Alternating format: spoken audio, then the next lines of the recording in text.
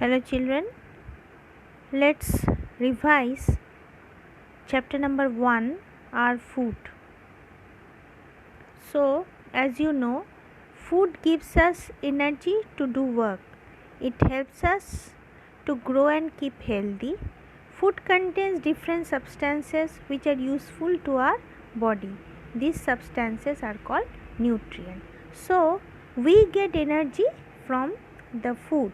It helps us to grow and keep us healthy. It contains different substances which are useful to our body, and these substances are known as nutrients. So, what are nutrients? Substances in food which provide nourishment to the body are known as nutrients. This is rather the definition of nutrients. So, food contains nutrients like proteins, carbohydrates, fats, vitamins and minerals.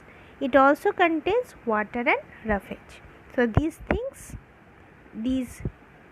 are known as the nutrients which are helpful for our body as they provide nourishment to our body. Now see the function of protein. Protein help our body to grow. So with the help of protein, the growth in our body takes place.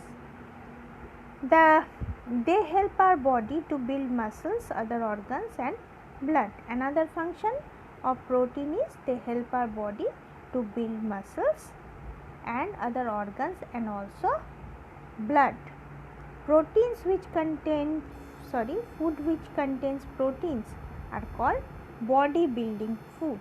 So the food that contains proteins are called body building food, and proteins are also help to repair the wear and tear of our body.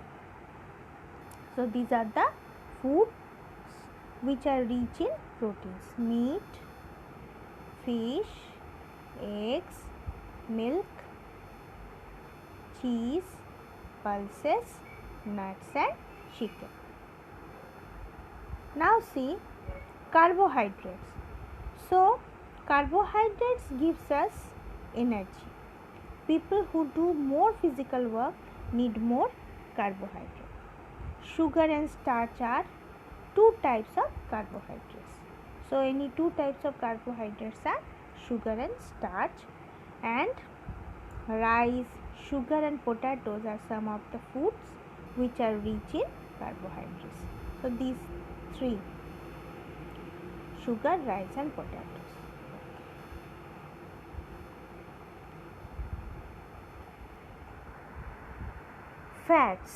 Fats too give you energy. This also help to keep your body warm. Oil, butter, nuts and fish contain fats. Too much fat is not also not good for your health. So fats, we get energy from fats, and they also help to keep our body warm. So the food containing fats are oil, butter, nuts and fish. They contain fats. Too much fat is also not good for health. So examples of fats are oil, butter, ghee, nuts, fish. Foods rich in carbohydrates and fats are known as energy giving food. This now you know has been solved. So let me explain vitamins and minerals. Vitamins and minerals are needed in small amount by your body. They keep your body healthy. They also help your body to fight diseases. So they are called protective foods. So vitamins and minerals are known as protective food, though they are required very small by our body, and they also help our body to fight diseases. So that is why they are known as protective foods. We must have them every day. Vitamins, there are different types of vitamins, as for example vitamin A, vitamin B, vitamin C, vitamin D, vitamin E and vitamin K, okay, which are required for our body. Next are minerals. There are many different kinds of minerals such as calcium and iron which are needed by our body. We need calcium for strong bones and teeth. Iron helps in formation of blood. So calcium is required for strong bones as well as for teeth, and iron is required for the formation of blood because blood contains hemoglobin, that is iron part, and protein part. Wheat, meat, egg, fish, milk, cheese, vegetables and fruits are rich in vitamins and minerals. So, these vegetables and fruits are rich in vitamins and minerals. Wheat, meat and eggs, fish, vegetables, fruits. These are the foods rich in vitamins and minerals. Another important thing is roughage and water. So, what is roughage? It is the fiber part of the food we eat. It cannot be digested and also has no food value. They don't have food value, but it is very important as it helps our body to remove the undigested food through the digestive system and out of the body. So, these help in the process of digestion, and fruits and vegetables are rich in roughage. So, they are required in very small amount, but they help in digestion. And water is also needed by our body to function properly. Food contains some amount of water, but it is not sufficient. Your body needs more water. So, we need more water. We must drink at least 4 to 5 glasses of water every day.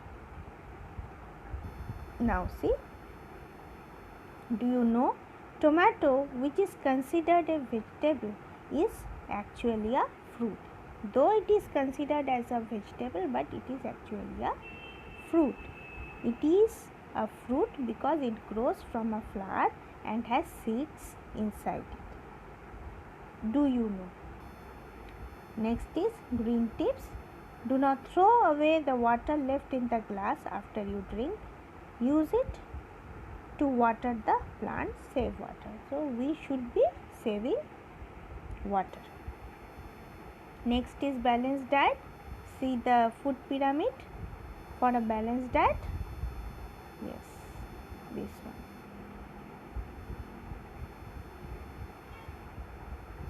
Okay. Now see what is a balanced diet. The food you eat every day in your diet, the diet that provides all the nutrients in the right amount, is called a balanced diet. So, in right amount, when we get a diet which provides us all the nutrients, such type of diet is known as balanced diet. A balanced diet keeps us fit and healthy. Scientists use a food pyramid which shows how much of different types of food you should eat in a day for a correct balanced diet. So, this is the food pyramid. Yes. Eat more and eat less. So, eat less fats, oil, sweets, and eat more fruits, bread, cereals, these things. Okay. Food pyramid for a balanced diet. Next, alert concerning food, cleaning the raw food. Fruits and vegetables are grown in fields. Very often dust and mud stick to them. These dust and mud carry germs which cause diseases.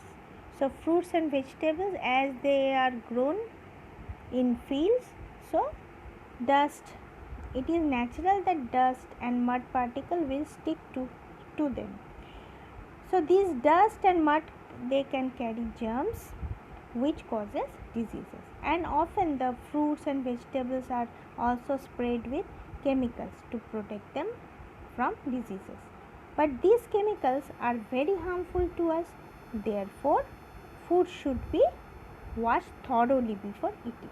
We have to wash the food before eating with warm water also. Okay. If fruits and vegetables are washed after they are cut, some of the nutrients also get washed away with water. So, after cutting, we should not be washing them with water, because the important nutrients will be washed away them. So, they should always wash before cutting. Next, precautions while cooking. Fruits and vegetables like carrots, cucumber and radish are eaten raw. Some of the vegetables are eaten raw, but other foods have to be cooked before eating. Cooking makes the food soft, tasty and easy to digest. So, if we cook the food becomes soft, tasty and it becomes easy for our digestion, and it also kills the germs. The different method of cooking food are boiling, steaming, frying, roasting, baking. This is an example of boiling, steaming, idli, steamed food, puri, fried food, chicken, roasted food, and bread is baked food. Food should not be cooked for too long, because if the food is overcooked, a number of useful nutrients are destroyed. Food should be cooked in just enough water.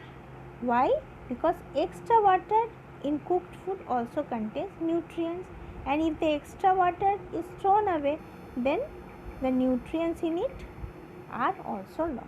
So, if we throw away extra water, ultimately the nutrients present in it will also be lost.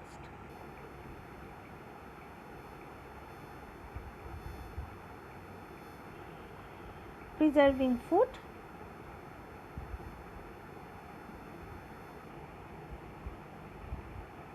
Now, preserving food.